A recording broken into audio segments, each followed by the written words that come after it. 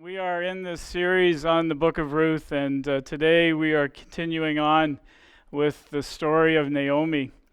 And if you haven't been following along in this series, I'd encourage you to go to our website or go to the YouTube channel and get caught up because every week we're building through this book as we go through it. There's a question I want to address today that I often hear. Many of us probably as followers of Christ often hear this, for those who are followers of Christ. And the question is this: does God exist? Does God exist? And almost all the time, every time I hear that question, I know that there's another question behind that question. And the question is this: does God care? Because a lot of times when we question whether or not God exists, we're actually going, well, if he cared, if he existed, then why do I suffer? If God cares, why do I suffer? If God cares, why is there so much suffering in the world? So therefore, God doesn't exist. And so many times we stop believing or caring about God because we're convinced that he does not care about us. Have you ever been in that moment, in that place in your life where you've prayed, you've cried out, and you're just like, God, do you see what's happening in my life right now? Do you see the grief that I'm walking through? Do you see the pain that I'm walking through? Do you see the circumstance that I am facing? And if you do see, why are you not doing anything about it?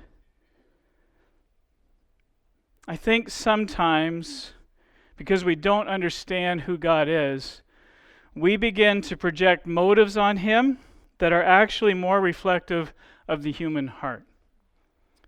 We project on him things that we feel, that we experience, because we just don't understand what's happening. Have you ever missed an important part of a movie?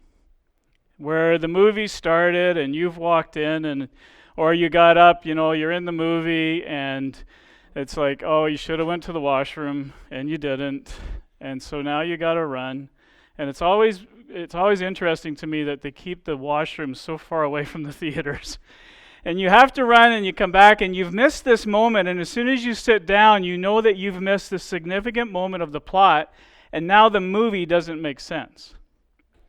Or have you ever gotten into a sequel, like a series of movies, and you've jumped in maybe halfway or towards the end, and you don't understand the plot that's been playing out. You don't understand the characters, the roles, and everything that's been happening. And you're sitting there going, I'm in this moment, and I don't know all these other moments, and so I don't understand what's going on. My oldest daughter, Lauren, as some of you know, I'm a huge Lord of the Rings fan. There are 6 movies with The Hobbit and Lord of the Rings, and I watch them every year. At least there's one time in the year I'll sit down and watch all 6. And all of my kids they just love it as well. Lauren, the first being the oldest, the first time that she actually tried to sit down and watch this, as, if Dad thinks this is so amazing, it must be. And she sat down and she picked up into the movie called The Fellowship of the Ring, this is an epic scene in The Fellowship of the Ring. And she was completely lost. Each movie is about 3 hours long. It is an epic movie, each one. And she was completely lost because she didn't understand, what's going on? What's the ring? What's the big deal? She was completely she was lost in this story. And she was getting confused and frustrated, and she quit. And I said, I understand. I said, The Hobbit is coming out, and the Hobbit trilogy was then being released. And I said, let's wait until the Hobbit trilogy is finished, because every year they released a new one. And I said, when that's finished, start from the beginning and then go through. And she did. She started with an unexpected journey, then watched the desolation of Smaug, then watched the Battle of Five Armies, then watched the Fellowship of the Ring, then watched the Two Towers, and then watched the Return of the King. And now the story made sense. The battle, the suffering, the tragedy, the ups and the downs, everything made sense because now she understands the whole story. I wonder if it's possible that we are trying to understand life in the same way Lauren was trying to understand Lord of the Rings without watching The Hobbit. We're trying to make sense of life and what's happening in the world by watching a segment of life with no understanding of what happened before or what happens after. And we try to give it our own context. We try to give it our own explanation. And if we do not handle this properly, we will begin to believe some wrong things about ourselves. We will begin to believe some wrong things about life. And maybe most tragically, we will begin to believe some wrong things about God. In this moment with Naomi, we find that she is in the story and she is just really, really in this place of going, God, why am I suffering? Why did this happen? And God, where are you? Before we read the text, I want to go back to this definition of suffering. I was thinking about suffering this week, and I'm like, do we really understand the definition? Like, okay, what does suffering mean? So according to the dictionary, the state of undergoing pain, distress, or hardship. Anybody ever undergone pain, distress, or hardship? 3 of us. This is something that's common to all of us, and this is a definition that I want us to sit with, that suffering is encompassing. It's not just like this one thing or this one thing, pain, distress, or hardship. And here in this text, in this passage, we read, so the two of them, so last week we talked about the loyalty of Ruth and how they were beginning, Naomi and Ruth. Naomi was going back to Bethlehem, back to her country, and I'm going to say, I almost said Orpah. Orpah went home to Moab, and Ruth continued on with Naomi. So the two of them continued on their journey. When they came to Bethlehem, the entire town was excited by their arrival. Is it really Naomi? The women asked. Don't call me Naomi, she responded. Instead, call me Mara, for the Almighty has made life very bitter for me. I went away full, but the Lord has brought me home empty. Why call me Naomi when the Lord has caused me to suffer, and the Almighty has sent such tragedy upon me? We know that in this moment, there is something bigger going on. We've read the book, or at least you were encouraged to read the book. We, for most of us, know the story, and we've looked at this in the previous 2 weeks, that there was so much going on here. God working, finding God in the ordinary, God at work behind the scenes. And we can sit here and we can look at this and we can read this and go, oh, come on, Naomi. Is this just a pity party? Are you just feeling sorry for yourself? Because we know the story. We stand outside of the time that you were in, and we look back and we go, yeah, this is bad and that was bad, and yeah, I understand the grief, I understand that, and now the sorrow here and the suffering, but we know what's going to happen. We know that God's at work. We have this privilege, this benefit of looking at the story that's already unfolded. But for Naomi, this was raw. This was real. This was in the moment, in her life at a specific time.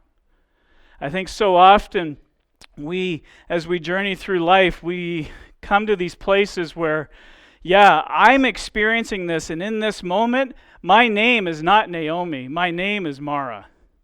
In this moment, life sucks. In this moment, the pain is unbearable. In this moment, grief is overwhelming. In this moment, the distress is more than I can handle. And the feelings are real.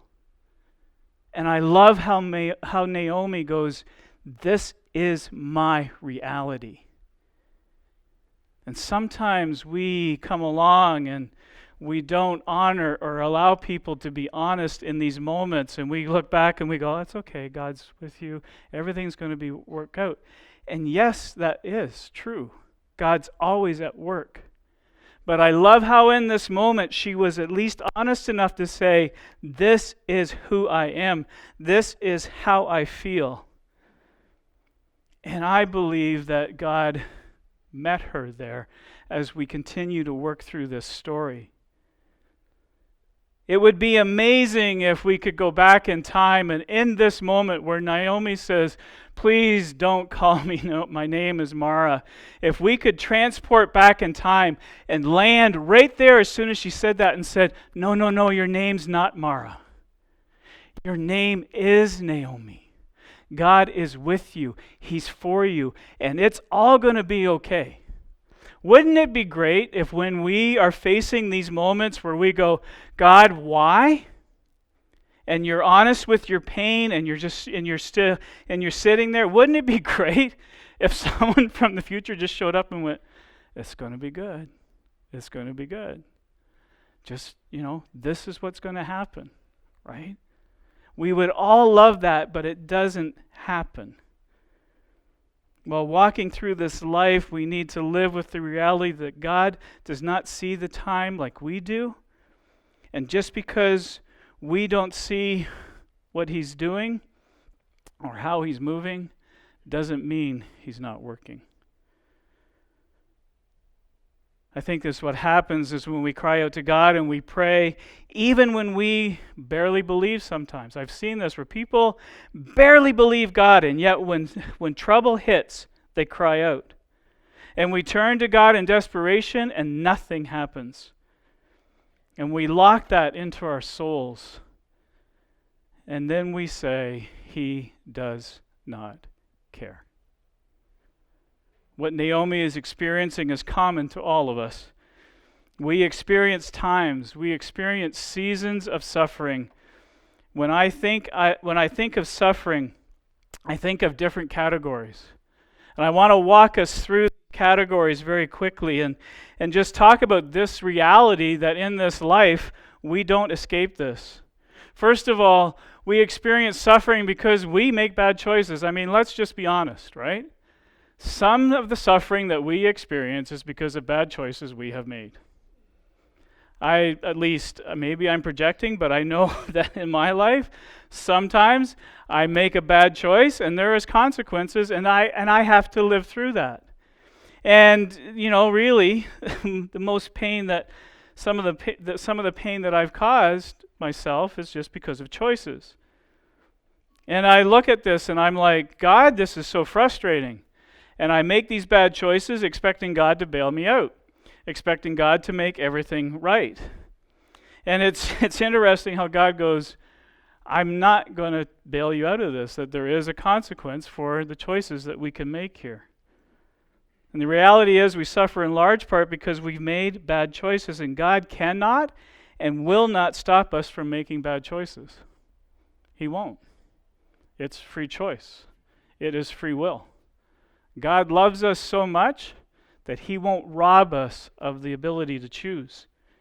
And if you want to for some of us, for some of the times, if we want to eliminate suffering in our lives, stop making bad choices. It is true that Jesus died for our sins, but He didn't die for our stupidity.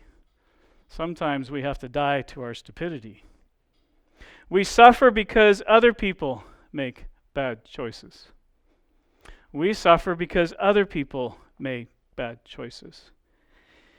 You are going to make choices that hurt other people. I am going to make choices that could potentially hurt you. I will make choices that could hurt my family.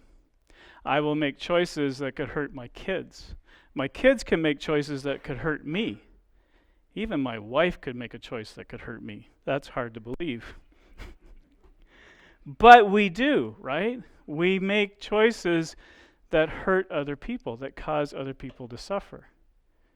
I think it's interesting as adults, sometimes the suffering we have is from our bad choices.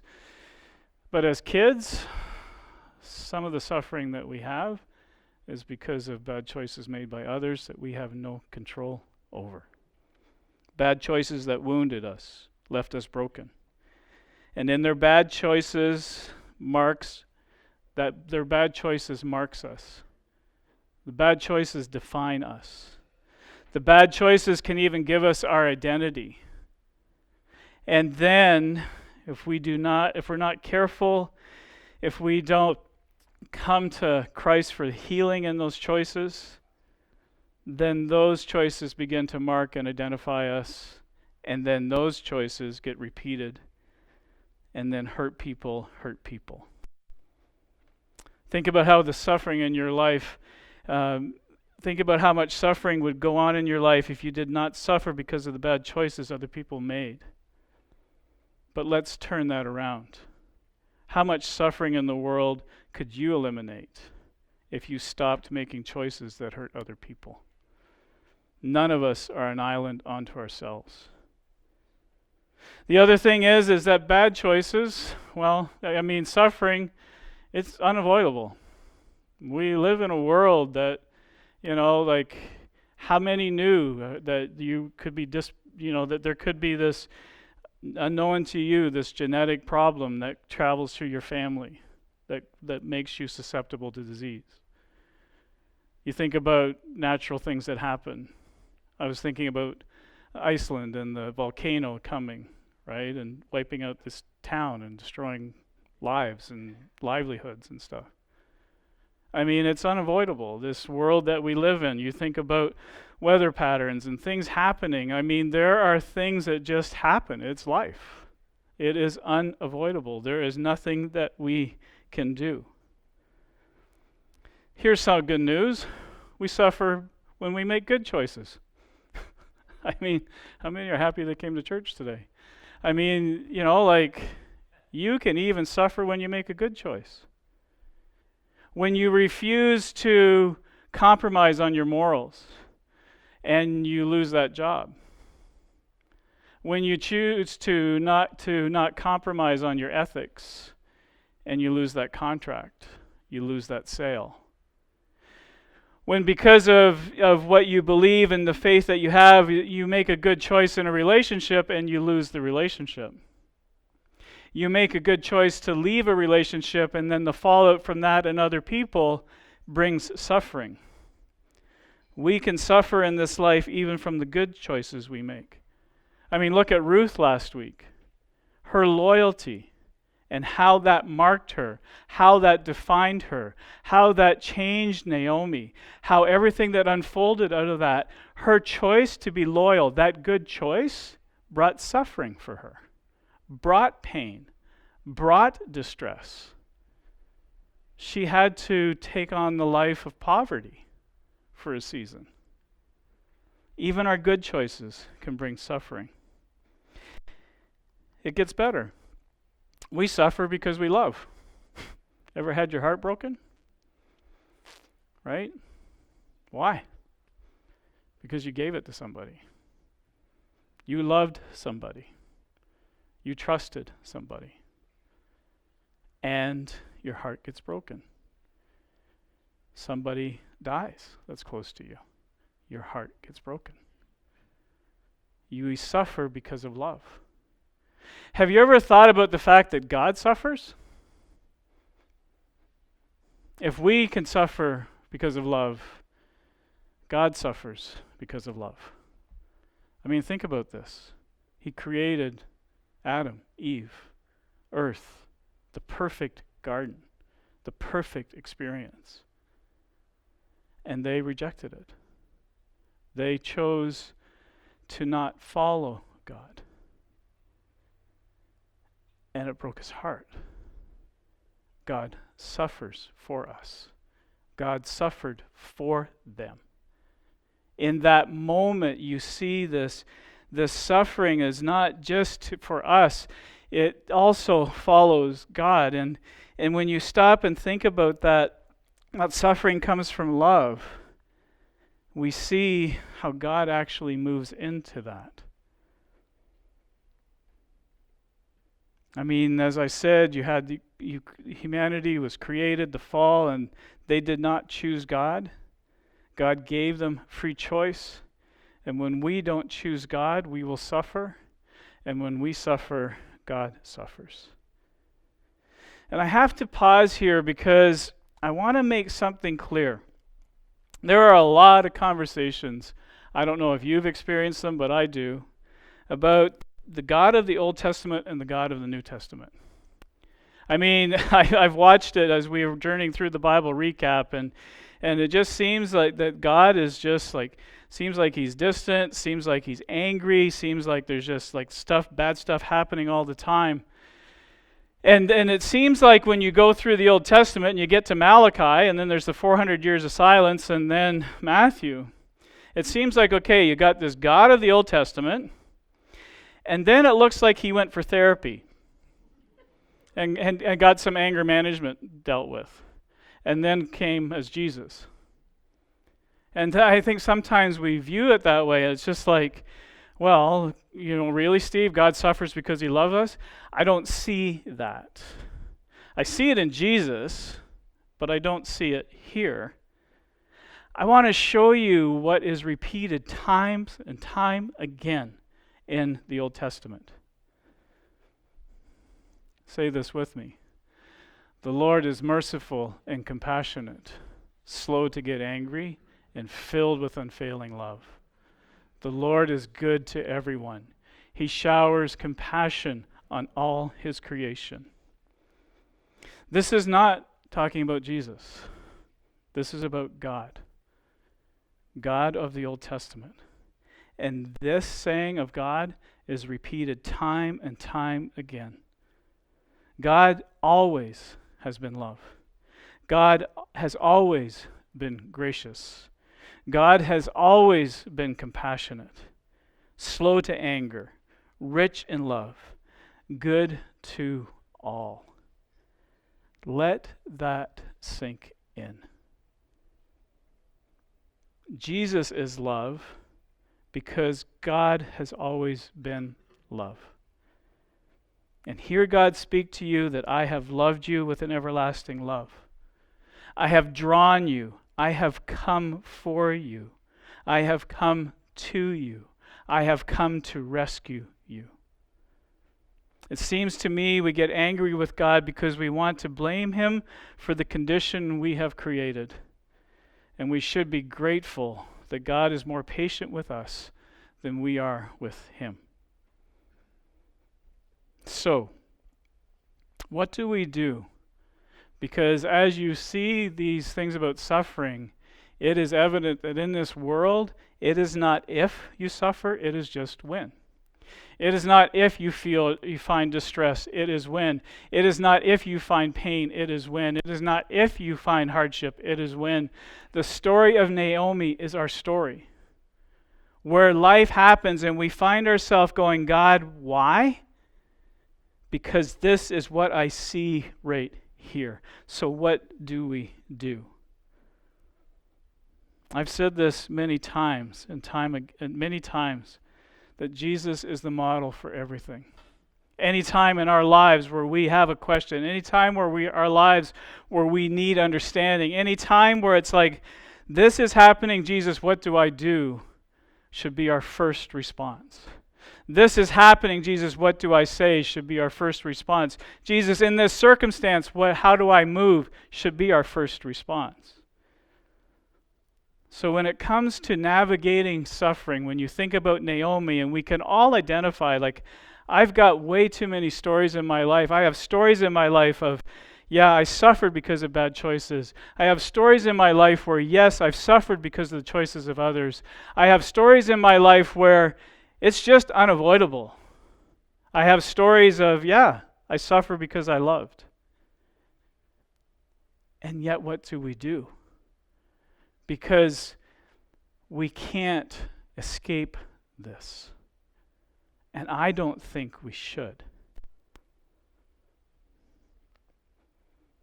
It's not lost on me that the entire narrative of the New Testament, the backdrop, as Jesus came to this earth, as he grew up, as he fulfilled his ministry in 3.5 years, as he died, rose again, and ascended, and as the early church started, and you have the book of Acts, which is a 30-year period, and everything that unfolded from the beginning of the church to where they stopped writing for that period, and you have Paul coming in and out of this, you have Paul's journeys, you have him writing, you have him expanding the gospel and planting churches. You have Peter's writings, you have James's writings, you have John's writings recorded in front of us. The backdrop of all of that is suffering that we cannot relate to. The entire narrative of our New Testament. Jesus and the Jewish nation lived under Roman rule. They lived under oppression. When Paul wrote, "Be anxious for nothing, but pray for everything, and be thankful. And when you do, the peace of God that transcends all understanding will guard your heart and mind." Where was he when he wrote that? In prison. In chains. When Paul wrote the book of Romans, he was under house arrest.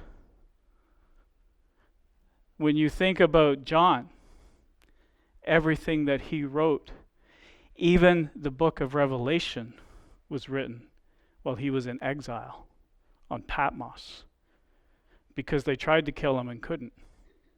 So they just put him in solitary confinement on an island.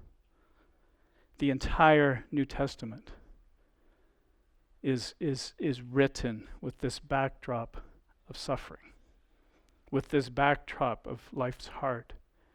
Yes, there are good times and there is beauty in every day, we have to look for that and we see it. But we cannot think that we can escape suffering in this life. Jesus connects suffering and purpose. Jesus connects suffering and beauty, the pain and the joy. I mean, look at Jesus. Look at the cross. Look at the love that was displayed through suffering. And this is what you need to hear. This is what I need to hear. No matter how much pain you've had to bear, no matter how many times you've cried out to God and you thought he did not hear, that he did not answer, no matter what you have gathered as the evidence against God, please know that God has always loved you. God has one intention for you, and it is love. He is driven by love. He has created you and me for love. But he doesn't remove our suffering. Instead, he chooses to meet us in our suffering. He chooses to meet us in our suffering. Could God have intervened in Naomi's life? I mean, think about this. When Naomi said, my name is Mara, could God have showed up and said, okay, pause. I'm going to take you out of this. Could he? Yeah, he could have. But he didn't. And I wonder if God had showed up and said, Naomi, I can take you out of this. I wonder if he'd showed up and you think about your life and the areas where you are experiencing distress, hardship, and pain. Naomi is in this moment, and God, what if He'd showed up and said, I can take you out of this. But if I do, this doesn't happen in you. This doesn't happen through you. My glory isn't revealed in you and through you. The world does not experience redemption through Christ if I remove you from the suffering. And I wonder if Naomi, if he's like, okay, so I can, but this is what happens. Are you okay with staying in the story? Are we okay with not trying to be removed from suffering, with the understanding that maybe, just maybe, there's a bigger picture unfolding? Maybe, just maybe, I'm in this part of the movie.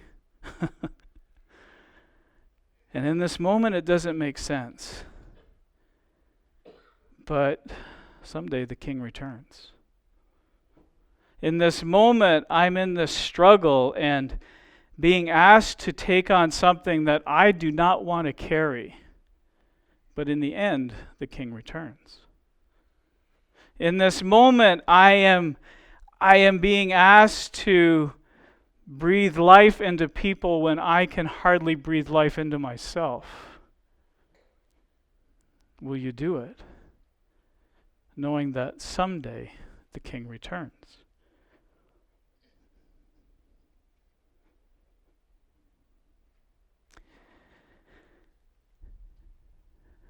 You see, we are in the middle of the story. And as much as we might want to believe, and as much as we might try to have faith, we are not at the other end of the story yet. We are in the middle of the story, and we are wondering if God is going to show up. At which time is He going to show up? When is He going to move so that you actually see Him? And you are going to have to make a decision about God's character and intention towards you. Because it is not what you go through that's going to crush your soul. It's how you interpret who God is through what you are going through. It is not what you go through that's going to crush your soul. It's how you interpret who God is through what you are going through. This week, I met with Alicia, and we were talking about today, and I was talking about this journey through suffering. And she issued a statement, and I'm like, I'm writing that down. She said this: we should not desire away suffering. We should not desire away suffering because of what it produces if we let it. Because of what it produces if we let it. What if you are going through suffering and pain and there is a bigger picture going on? What if maybe, just maybe, God is working behind you, around you, and in you to reveal Himself in you and through you? What if what you're going through, where God appears to not be showing up in your pain, is because He's doing something that needs to be done for someone else? What if there's a greater purpose in pain, distress, and hardship that you are going through? What if your hardship just isn't just a season? What if it's for the rest of your life? What if you have something in your life that just, it's never going away? It's just constantly there. It's just, you know that you have this, and it will walk with you the rest of your life. And what if God says, while you journey through this, and we're in this together, people are going to see me through you. People are going to see the hope you have. They're going to see the power and strength you have. What if that is what God wants to do? What if it's to produce something in you and through you where God will reveal his glory through you as a light to others? Paul, while under house arrest, writes this: "Not only so, but we also glory in our sufferings, because we know that suffering produces perseverance. Perseverance, character. Character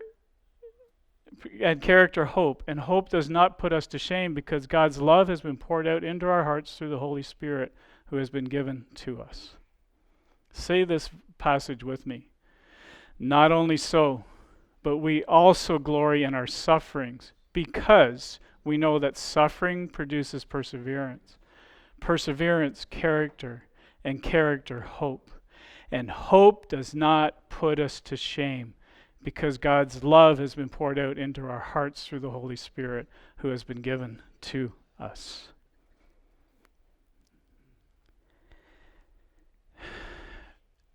If suffering produces that, is it worth it? I believe it is. If suffering produces perseverance, character, and hope, is it worth it? Yes. Because God's love has been poured out in my heart. What if that really landed in us? That at the end of the day, I'm loved. At the end of the day, there is a Lord and Savior who died for me. And I am radically loved no matter what's going on around me, no matter what's going on in me, no matter what pain, distress, or hardship I face. I am radically loved. John Torrens is going to come up now and share with us. I'm going to let John share a bit. Where is he? Here he comes. Everybody say hi, John. I have many heroes, and John's one of them. John, you have oxygen, and it seems that you can't move without it now. Why? Started about 10 years ago. I was working at Joy, and I was starting to have difficulty.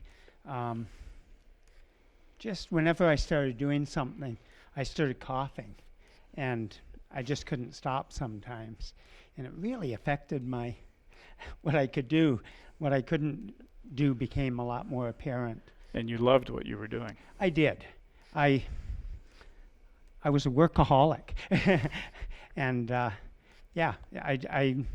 worked, and then for fun, I would go back often and do some more because I did enjoy it. Yeah. So you started coughing, and shortness of breath, etc. yeah. And then finally you got a diagnosis, right? I got a diagnosis, and I don't know if you remember. It was scary because the doctor said, well, this is maybe 10 years ago. Mm-hmm. He said, in 3 years, they project this new medicine will be available if you last that long. Yeah. And I remember saying to you, Steve, I don't think I can serve another term because I probably won't live that long, according to this. So that was quite a shock to me. Yeah. When I talked to John this week about, just this is what I'm speaking on, and this is what we're looking at from the story of Naomi, and I said, would you be interested in sharing about your suffering? And what was your response? I don't see it as suffering. Yeah. I am really thankful. I have had such a full and enjoyable life. Yeah. And when he said that to me, I'm like, well, wait a minute, because to me it looks like it looks like suffering, right? And I sent you the definition. I'm like, this is the definition. There's pain, distress, hardship. So you have experienced that, and I think at first in some of that, I guess when I had to quit work, that was hard for me, going from, working long days, to not working. And I think for me, as I reflect back, the overwhelming emotion was confusion. Like, God, what are you doing? Like, hey, haven't I been good? I've been working for you, and now I can't do it. And I think in there, I like to think anyway, the question was, now what? Like, why did you do this? So the story of Naomi, and we've had this conversation going back and forth this week, like, has really been speaking to you, like, as you've watched, have you seen this? And then we have a passage like this, and I mean, I when Alicia said that earlier this week, we should not desire away suffering, because there's beauty in it. There's joy in it. How have you experienced, so Romans 5, how have you experienced that in your life? I think for me, as I look back, God has taken me into different places. I think the first stage was nothing to do. Okay, I now have time to read my Bible more. And sort of first thing in the morning, I would read and study, and then I added to that praying. And I probably sometimes 2.5 hours sometimes, praying and studying in the morning. And then through a number of circumstances, I got involved in as a volunteer driver with the Cancer Society and Community Care North Hastings. And I think I felt that God was using me, and I got to know more people in this community in a short time than I had in all our time when I was isolated out at Joy. Yeah. I've noticed that with John. He's become very relational in this season of life. He goes for coffee with a lot of people and spends a lot of time. So when you think of this list, if you want to look at it again, how have you seen this become evident in your life, where you've seen perseverance and character, and then character to hope? How has that unfolded for you?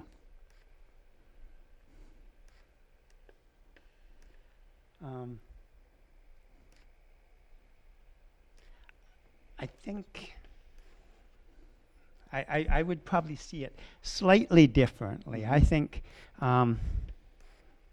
almost visualize myself hanging on to God. Yeah. And what is that? Anyway, there's a cartoon that comes to mind.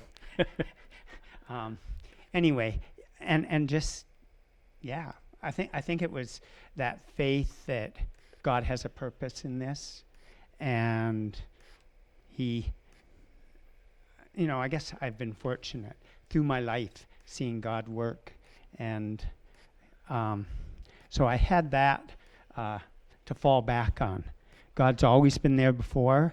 He's had a purpose in different things before, so He does this time as well. So for each one of us, I mean, I when I said John's a hero, like I've known John a long time. I remember John and Sherry. I remember them being on the mission field and in the Philippines. And when I was a youth pastor, John was working downtown Toronto with the homeless. And I remember we took the youth group down to Toronto for a weekend, and John, like, he was like this machine. Like, he's like, oh, we're going to go here. And we saw it, and he's pointing. I remember walking downtown Toronto, and he's like, did you see that homeless person? I'm like, no.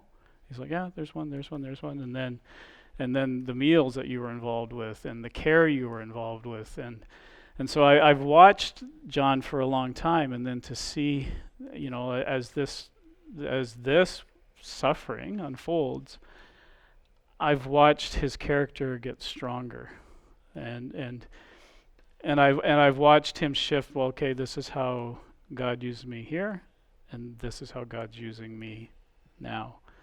And what's the biggest for you? What's the biggest message that you can give us when we are facing seasons of distress, pain, and hardship, aka suffering? Just hang in and trust that God has something. And I think be looking too. Don't just, I was, kind of looking for opportunities. And I think it's amazing how many opportunities there are to serve. And it's nice being, this is going to sound crazy, it's nice being flexible and available enough that when an opportunity comes, you can jump in and different places sometimes than you expected. All right. Well, thank you, John. Thank you.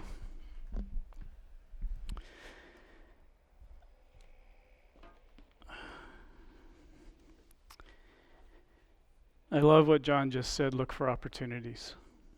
Like, look for God. I hadn't even thought of that. Look for him when we're experiencing these seasons.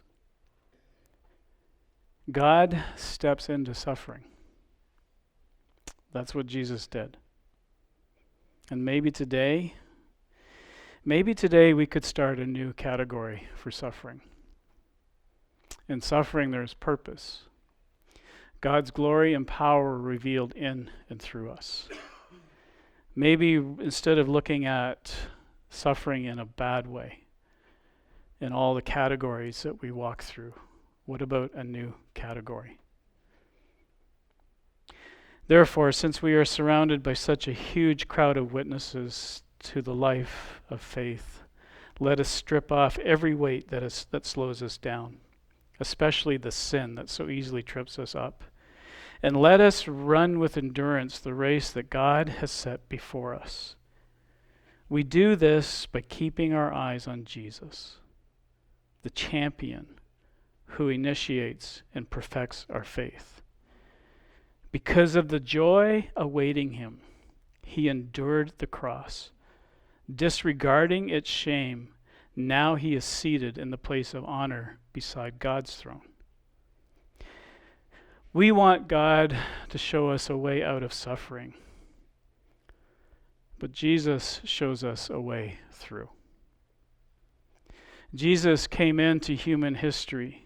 God himself took on flesh and blood and allowed himself to be beaten and crucified and died on a cross. Taking on the greatest suffering, Jesus did not run from the suffering. He leaned into the suffering. So that when you and I suffer, when you and I feel that our souls are broken and you are ready to cry out, God, why? You can know that God is the God that steps into our suffering to meet us there, so that we can know, we can rise above the pain. We can make it through the suffering. We can be healed from the wounds because he is the God who has taken our wounds, and through his wounds we are healed. That's who Jesus is. He has come to meet you in your brokenness.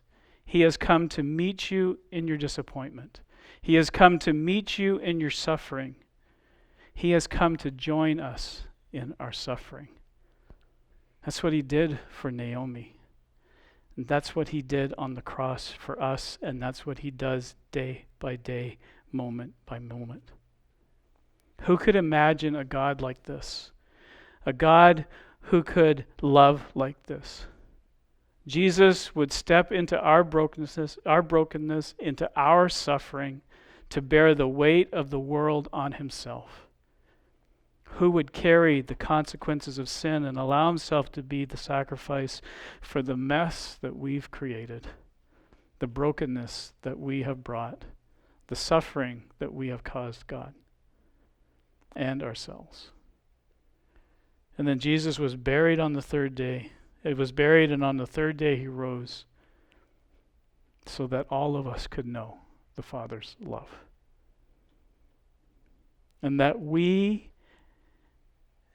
is the way we measure time. That is the way God measures time. You may think he didn't show up, but I'm telling you, God is never late. He is waiting for that moment when you will know him most powerfully and most beautifully. Jesus steps into our suffering. He will never remove us from it completely until he returns. We're going to have communion in a moment, and there's going to be a time of silence before we do, and Alicia's just going to play quietly. As you sit, I want you to think about these questions. Is there something God is showing you about the purpose of your life as you take a look at the pain you've experienced? How has Jesus helped you when your life has been hard? What might it mean for you to live in the light of the cross and resurrection of Jesus each day? At work, at home, among your neighbors, with your friends?